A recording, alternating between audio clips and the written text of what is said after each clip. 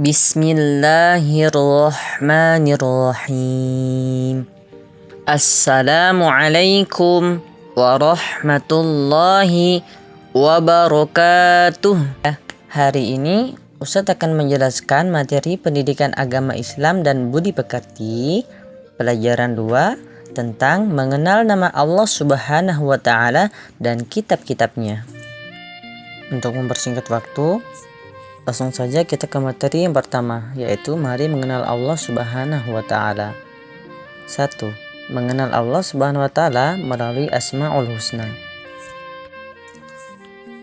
Sudah menjadi kebiasaan apabila kita ingin mengenal sesuatu, misalnya mengenali orang, hewan, tumbuhan, dan benda alam lainnya, yang pertama ditanyakan adalah namanya. Melalui nama itu, kita mengenal sesuatu. Demikian juga halnya Tuhan. Siapakah Tuhan? Agama Islam menyebutnya Allah Subhanahu wa Ta'ala. Oleh karena itu, Allah Subhanahu wa Ta'ala mewahyukan nama-namanya kepada manusia melalui kitab suci Al-Quran.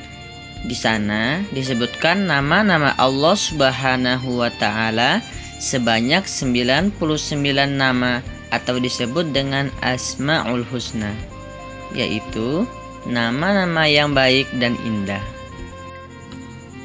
Adapun pelajaran Asmaul Husna di kelas 5 ini dibatasi hanya 4 Asmaul Husna saja, yaitu Al-Mumit, Al-Hayyu, Al-Qayyum, dan Al-Ahad. Untuk penjelasannya, Ustadz uraikan sebagai berikut. Al-Mumit mengandung arti yang maha mematikan. Allah Subhanahu wa Ta'ala telah berfirman, setiap yang bernyawa pasti mati. Oleh karena itu, kematian tidak dapat dihindari manusia. Kematian bukanlah sesuatu yang ditakuti, akan tetapi kematian adalah tangga menuju kebahagiaan abadi. Al-Hayyu mengandung arti bahwa Allah Subhanahu wa Ta'ala hidup kekal selamanya dan yang memberi hidup makhluknya. Hidup atau mati ada di dalam kekuasaan Allah Subhanahu wa Ta'ala. Contoh, berapa banyak orang yang sedang mengalami sakit berat, tapi Allah masih berkehendak memberikan kesempatan untuk hidup. Sebaliknya, sering kita melihat orang tidak sakit, kondisi dalam keadaan sehat walafiat, tiba-tiba saja terdengar sudah meninggal dunia. Penyebabnya bermacam-macam. Ada yang sakit jantung, terjatuh, tabrakan atau tertabrak, tenggelam, tertembak, dan sebagainya. Berdoalah kepada Allah Subhanahu wa Ta'ala, ya Allah, ya Hayyu, wahai Tuhan yang maha hidup, hidupilah kami dalam keselamatan dan kemanfaatan. Amin, Allahumma amin. Selanjutnya Al-Qayyum mengandung arti Allah Subhanahu wa Ta'ala itu berdiri sendiri untuk selama-lamanya. Allah Subhanahu wa Ta'ala memberikan pendidikan kepada manusia supaya hidup tidak selalu bergantung kepada orang lain. Yang terakhir yaitu Al-Ahad, mengandung arti Allah Subhanahu wa Ta'ala itu Esa. Perhatikan Al-Quran surah Al-Ikhlas berikut ini. A'udzu billahi minasyaitonir rajim. Qul huwallahu ahad. Artinya, katakanlah Muhammad, dialah Allah yang Maha Esa. Disebut pula dengan Al-Wahid, artinya yang Maha Tunggal atau Maha Esa, tak ada sekutu baginya. Baik anak-anak, selanjutnya kita ke materi 1, pembahasan kedua. Aku ingin terpuji di hadapan Allah Subhanahu wa Ta'ala. Apakah kamu ingin terpuji di hadapan Allah Subhanahu wa Ta'ala? Anak yang soleh dan soleha tentu akan menjawab, ya, Mari kita bersikap dan berperilaku dengan cara mengamalkannya, yaitu Asmaul Husna sebagai berikut. Baik, langsung saja kita ke pembahasan Asmaul Husna yang pertama, yaitu Al-Mumit. Al-Mumit mengandung arti yang maha mematikan. Allah Subhanahu wa Ta'ala telah berfirman, setiap yang bernyawa pasti akan mati. Manusia, hewan, dan tumbuhan akan mati. Manusia tidak bisa lari dari kematian. Kematian bukanlah sesuatu yang ditakuti, akan tetapi kematian adalah tangga menuju kebahagiaan abadi. Bila kita ingin bahagia, maka kita ikuti perintah Allah Subhanahu wa Ta'ala dan Rasul-Nya. Misalnya, rajin sholat, rajin membaca Al-Quran, rajin belajar, serta patuh dan hormat kepada orang tua dan guru. Kemudian, jauhi yang dilarang oleh Allah Subhanahu wa Ta'ala dan Rasul-Nya. Misalnya, mencuri, berkelahi, dan menyakiti orang lain. Selain itu, biasakan berdoa kepada Allah Subhanahu wa Ta'ala. Ya Allah, ya Mumit, wahai Tuhan yang maha mematikan, matikanlah kami nanti dalam keadaan husnul khotimah. Amin, Allahumma amin. Selanjutnya, nama Allah Al-Hayyu, yang artinya yang maha hidup, mengandung arti bahwa yang memberi hidup atau nyawa dan rezeki adalah Allah Subhanahu wa Ta'ala. Oleh karena itu, hidup atau mati ada di dalam kekuasaan Allah Subhanahu wa Ta'ala. Bagaimana sikap dan perilaku kita dalam hidup atau kehidupan? Tugas manusia adalah memelihara kehidupan dan mencari rezeki yang sudah disediakan oleh Allah Subhanahu wa Ta'ala, seperti memelihara diri sendiri, yaitu dengan cara makan dan minum secara teratur, jangan berlebihan, dan selalu memelihara kebersihan agar tetap sehat. Sedangkan perilaku membantu kelangsungan hidup orang lain, misalnya bersedekah dengan cara memberi makan, minum, dan membantu kesehatan orang lain yang membutuhkannya. Selanjutnya, nama Allah Al-Qayyum, yang artinya yang maha berdiri atau mandiri, mengandung arti Allah Subhanahu wa Ta'ala itu berdiri sendiri untuk selama-lamanya. Allah Subhanahu wa Ta'ala memberikan pendidikan kepada manusia supaya hidup tidak selalu bergantung kepada orang lain. Hidup harus punya semangat mandiri dalam segala situasi dan kondisi. Pada zaman dahulu, ada pepatah yang menyatakan, berdiri di atas kaki sendiri atau berdikari. Bagi siswa kelas 5, bila di rumah harus sudah dapat melakukan sendiri hal-hal tertentu, misalnya merapikan tempat tidur, menyiapkan peralatan sekolah, mencari sendiri pakaian sekolah, mengambil sendiri sarapan atau makanan untuk berangkat ke sekolah, dan sebagainya. Kemudian, tidak lupa berdoa kepada Allah Subhanahu wa Ta'ala, contohnya sebagai berikut. Ya Allah, ya Qayyum, wahai Tuhan yang maha berdiri sendiri, jadikanlah hidup kami tidak selalu bergantung kepada orang lain. Amin, Allahumma amin. Terakhir yaitu Al-Ahad, yang artinya yang Maha Esa, mengandung arti Allah Subhanahu wa Ta'ala itu Esa, yang Maha Tunggal atau Esa, yang tetap menyendiri dan tak ada sekutu baginya. Allah Subhanahu wa Ta'ala mandiri dan tidak membutuhkan yang lainnya. Sifat ini memberi pelajaran kepada kita agar selalu mandiri, tidak selalu bergantung kepada orang lain.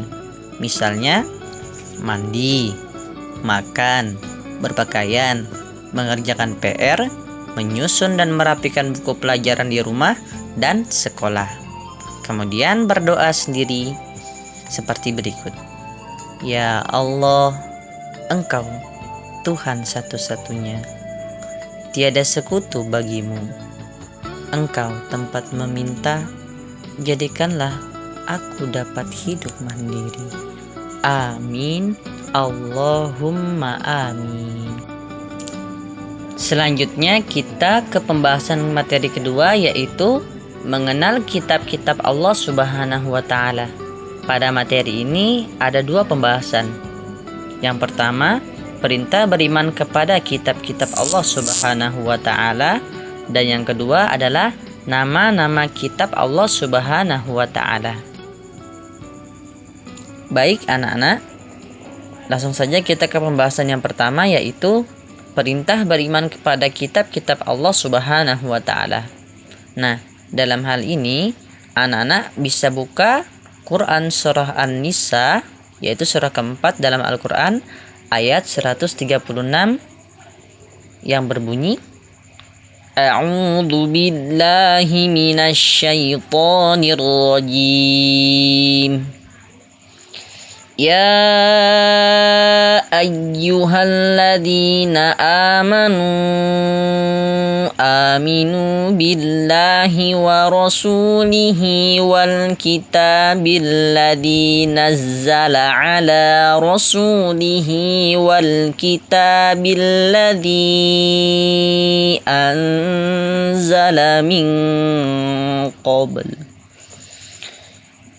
Wa man yakfur billahi wa malaikatihi wa kutubihi wa rusulihi wal yaumil akhir faqad dhalla dhalalan ba'ida. Shadaqallahul azim, yang artinya, wahai orang-orang yang beriman, tetaplah beriman kepada Allah Subhanahu wa Ta'ala dan Rasulnya Muhammad, dan kepada kitab yaitu Al-Quran yang diturunkan kepada Rasulnya, serta kitab yang diturunkan sebelumnya. Barang siapa ingkar kepada Allah Subhanahu wa Ta'ala, malaikat-malaikatnya, kitab-kitabnya, rasul-rasulnya, dan hari kemudian, maka sungguh orang itu telah tersesat sangat jauh. Allah Subhanahu wa Ta'ala menyuruh manusia beriman kepada kitab Al-Quran dan kepada kitab-kitab yang diturunkan kepada para rasul sebelumnya. Jika tidak beriman kepada kitab-kitab itu, maka orang itu tergolong orang yang sesat. Bagaimana cara beriman kepada kitab-kitab Allah Subhanahu wa Ta'ala itu? Caranya dengan meyakini bahwa Allah Subhanahu wa Ta'ala telah menurunkan kitab-kitabnya kepada para rasulnya melalui malaikat Jibril. Kitab-kitab tersebut harus dijadikan pedoman hidup untuk menuntun dan mengatur cara kita bersikap dan berperilaku, guna mencapai keselamatan dan kebahagiaan hidup di dunia dan di akhirat. Selanjutnya pembahasan materi kedua, bagian kedua. Nama-nama kitab Allah Subhanahu wa Ta'ala. Allah telah menurunkan 4 kitab suci yang diberikan kepada Nabi dan Rasul yang berbeda zaman dan umatnya. Semua kitab suci diturunkan oleh Allah kepada para Nabi dan Rasul untuk dijadikan sumber kebenaran dan petunjuk untuk memperoleh keselamatan dan kebahagiaan dunia dan akhirat. Kitab suci tersebut adalah sebagaimana dijelaskan sebagai berikut. Yang pertama yaitu Kitab Taurat. Kitab Taurat diturunkan kepada Nabi Musa alaihissalam kurang lebih pada abad 12 sebelum Masehi di daerah Israel dan Mesir. Kitab Taurat menggunakan bahasa Ibrani. Kemudian kitab yang kedua yaitu Kitab Zabur. kitab Zabur diturunkan kepada Nabi Daud alaihissalam ketika beliau menduduki tahta sebagai raja Bani Israel pada abad 10 sebelum Masehi di tanah Kanaan. Kitab yang ketiga yaitu kitab Injil. Kitab Injil diturunkan kepada Nabi Isa alaihissalam pada sekitar abad 1 Masehi di daerah Yerusalem. Dalam bahasa Yunani, Injil berarti kabar selamat, pelajaran yang baru, atau kabar gembira. Kemudian yang terakhir adalah kitab Al-Quran. Kitab Al-Quran mulai diturunkan kepada Nabi Muhammad SAW pada abad 6 Masehi di Mekah. Peristiwa turunnya ayat Al-Quran atau dikenal dengan Nuzulul Quran terjadi pertama kali ketika Nabi Muhammad menyendiri di Gua Hira, Mekah. Turunnya Al-Quran menandai awal diangkatnya Muhammad SAW sebagai Rasulullah atau utusan Allah Subhanahu wa Ta'ala. Usia beliau saat itu genap 40 tahun. Al-Quran terdiri dari 114 surat, terbagi dalam 30 juz dan 6.236 ayat. Al-Quran diwahyukan selama 22 tahun, 2 bulan, dan 22 hari. Al-Quran menyempurnakan seluruh hukum-hukum Allah Subhanahu wa Ta'ala yang terdapat dalam kitab-kitab yang diturunkan sebelumnya. Ia diturunkan untuk seluruh umat manusia sebagai rahmat bagi semesta alam atau disebut juga rahmatan lil alamin. Selanjutnya yaitu materi yang ketiga atau materi yang terakhir. Kitab Allah Subhanahu wa Ta'ala membawa ajaran terpuji. Kitab Allah Subhanahu wa Ta'ala adalah petunjuk dalam kehidupan, petunjuk kepada manusia untuk berperilaku. Misalnya, berperilaku kepada Allah Subhanahu wa Ta'ala, berperilaku kepada sesama manusia, berperilaku kepada hewan, tumbuhan, dan alam semesta. Bahkan berperilaku untuk diri sendiri. Misalnya selalu bersih, makan minum dengan teratur, dan tidak boleh menyiksa diri. Nah, anak-anak, untuk mengamalkan ajaran terpuji tersebut dalam kehidupan sehari-hari, Ustadz Riz akan membaginya menjadi 4 bagian. Yang pertama yaitu ajaran terpuji kepada Sang Pencipta Allah Subhanahu wa Ta'ala. Dari sini anak-anak bisa lihat di gambar ada anak yang sedang melakukan ibadah sholat dan ada juga yang berdoa kepada Allah Subhanahu wa Ta'ala dengan mengangkat tangan. Kemudian yang kedua yaitu ajaran terpuji kepada sesama manusia. Nah, untuk melakukannya anak-anak bisa lihat contoh di gambar tersebut, yaitu ada anak-anak yang saling bersalaman sesama teman, kemudian ada juga yang sedang menolong teman yang terjatuh dari sepeda. Kemudian yang ketiga yaitu ajaran terpuji kepada hewan dan tumbuhan. Di sini anak-anak bisa lihat ada seorang anak yang sedang memberikan makanan kepada ayam di halaman rumah dan ada juga yang merawat tanaman dalam pot di halaman rumah. Dan yang terakhir adalah ajaran terpuji kepada diri sendiri. Nah, untuk mempraktikannya, anak-anak juga bisa lihat di gambar ini sudah dipraktikkan, yaitu seperti anak laki-laki sedang memotong kuku dan ada juga anak perempuan sedang berhias hendak berangkat ke sekolah. Nah, cukup sekian pembahasan materi pendidikan agama Islam dan budi pekerti kelas 5 Naim. Ustadz akhiri, Assalamualaikum warahmatullahi wabarakatuh.